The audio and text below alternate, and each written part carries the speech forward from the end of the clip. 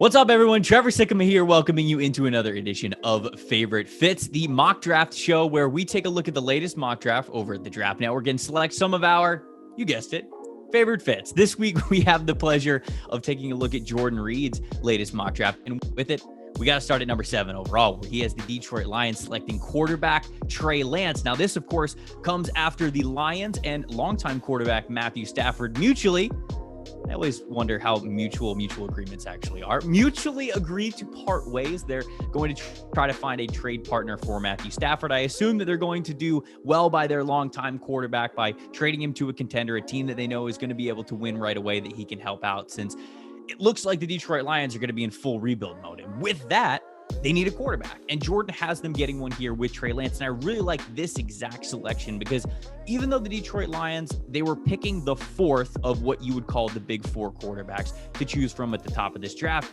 it's great because Lance is a guy with a very high ceiling, has all the tools, right? He's got the big arm. He's got the weapon with his legs. He made really great decisions as just an 18 and 19-year-old in his early tape. And so you figure that it's going to be an acclimation period with him making the jump to the NFL, but it seems as though the Lions are going to give him time to have his growing pains, learn, and really try to achieve the height of that prospect ceiling that he's going to give him. If you're moving on from Matthew Stafford, this is a really good place to start.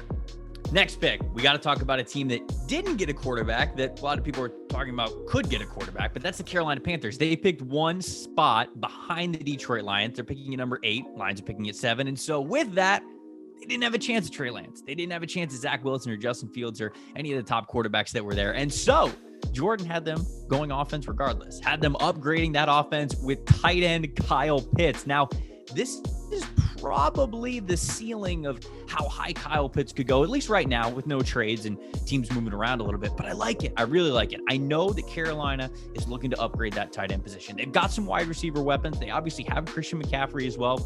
They're going to go out and look for a quarterback upgrade over Teddy Bridgewater. You know that that's going to happen. But if they can't get it, they're going to have their eyes on Pitts. And even though this is in the top 10, I think this is well within reach of where he could potentially go. And man, that offense gets very fun if you put Pitts in it.